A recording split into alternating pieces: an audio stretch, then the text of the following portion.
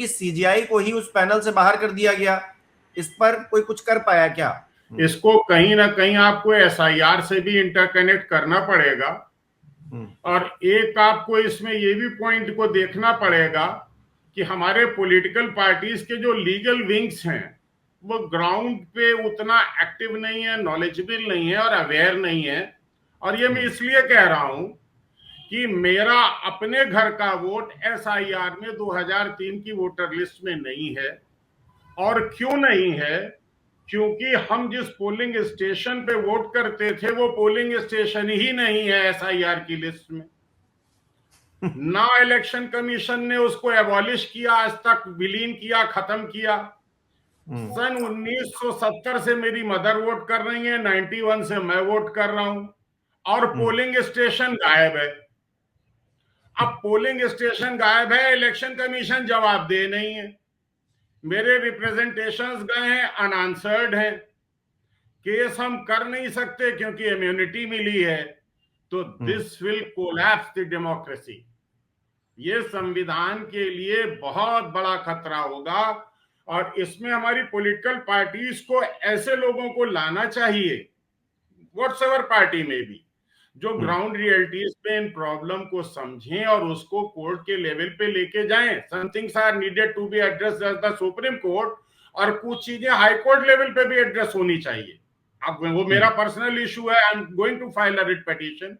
मैंने रिप्रेजेंटेशंस दिए हैं इलेक्शन कमीशन को, but that too has come no result.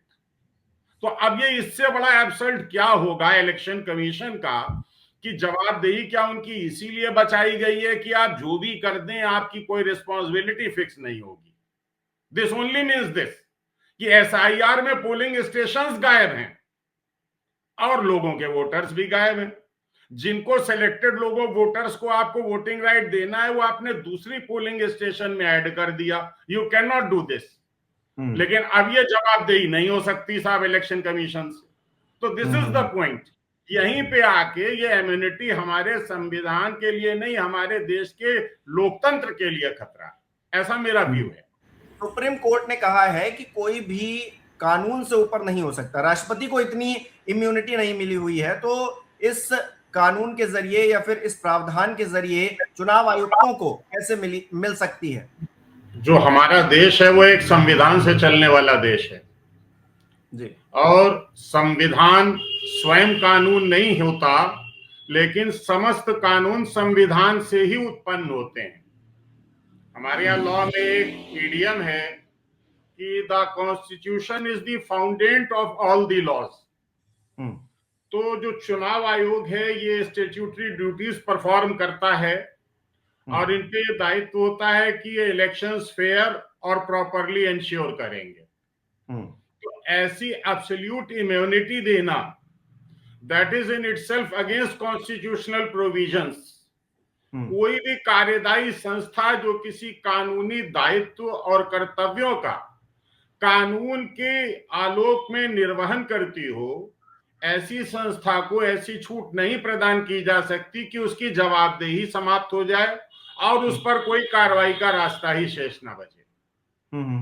ज्योतिष जी, आपको लग रहा है आने वाले समय में जो चुनाव आयुक्त हैं उनको इस इम्यूनिटी से दूर किया जाएगा और तब जाकर एक जो व्यवस्था बनी है जिसमें सभी की जवाबदेही होनी चाहिए और नहीं दिख रही थी अभी तक चुनाव आयुक्त की जिम्मेदारी? ज्ञानेश कुमार जी प्रेस कॉन्फ्रेंस करने के लिए तमाम मौकों पर आए, लेकिन उन सवालों का जवाब नहीं दिया। राहुल गांधी ने जिस तरह से तमाम सवाल उठाए थे, वोट चोरी का जिस तरह से मुद्दा जो गरमाया था, तो आपको लग रहा है आने वाले समय में वो जवाबदेही लौटेगी इससे? देखिए, देश हित में और नागरिकों के हित में यह जरूरी है कि चुनाव आयोग देश की सबसे महत्वपूर्ण संस्था है, क्योंकि सरकारें चुनाव आयोग के इलेक्शन से बनती हैं। तो इस संस्था की जवाबदेही और दायित्व दोनों ही होना बहुत जरूरी है। और ऐसा कोई संरक्षण प्रदान करना पारदर्शिता में संदेह भी उत्पन्न कर देता है और इस बात की संभावनाएं भी हो जाती हैं कि कोई व्यक्ति जवाबदेही से बाहर है तो वो मनमाने तरीके से ऐसे भी निर्णय कर सकता है जो कि विधि के विरुद्ध होंगे। इसलिए किसी भी कार्यदायी संस्था को ऐसी इम्यूनिटी प्रदान करना देश हित और संविधान हित में और राष्ट्रीय और नागरिकों के हित में बिल्कुल नहीं।